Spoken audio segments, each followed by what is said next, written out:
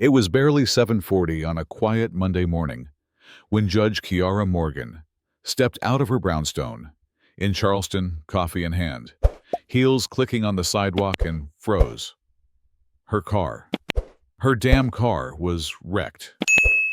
Windshield shattered like ice, all four tires slashed. The hood caved in like someone went at it with a sledgehammer and rage in their heart. And right there, tucked under the wiper, fluttering like a sick joke, was a note. Big black letters, written in marker like some wannabe thug's idea of intimidation. Stay quiet. Or next time. It's not just the car. Now, Kiara wasn't new to threats. Comes with the job when you're one of the youngest black federal judges in the South. But this wasn't just about a case. This was personal. And she had a pretty good idea who was behind it. Officer Brian Cutler, a cop with a badge and a temper. The kind of guy who used fear like currency and hated anyone he couldn't control, especially a black woman in power. 2 weeks before, Kiara had thrown out a bogus loitering case Brian had brought against a young Mexican-American college student. The arrest was nonsense. Body cam footage showed the kid standing outside a bookstore, doing absolutely nothing. Kiara called it what it was, racial profiling, and tossed it. Brian didn't like that.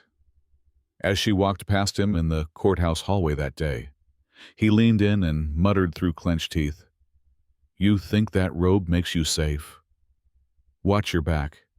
She thought it was just ego, just another tantrum from a man who couldn't handle being told no. But now, looking at her car, at that note, nah, this was different. She didn't call the police.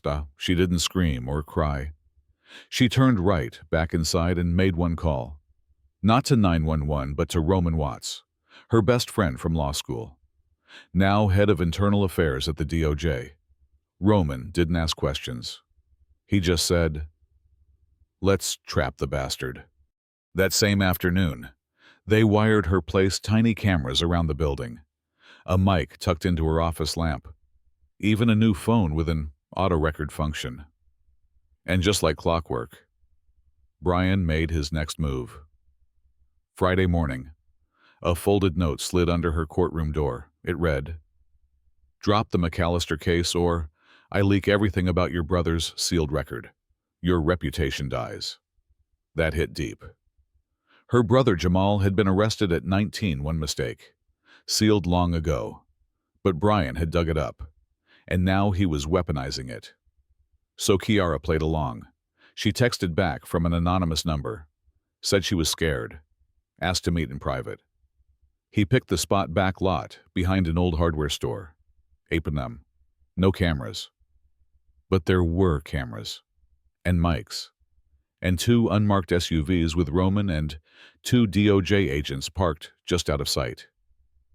Brian showed up in a hoodie and sunglasses, oozing smugness, like he already won. Leaned in close and said, "Do what I say, or your career's toast." That's when the SUV doors slammed open, and Roman's voice cut through the night. "Federal agents' hands, where we can see them." Brian spun around, wide-eyed, too stunned to run. He was cuffed in seconds, at the station. The evidence piled up: audio tapes, text messages, the notes with his fingerprints. Turns out, he'd done this kind of thing before: blackmail. Intimidation, but no one had the power to push back.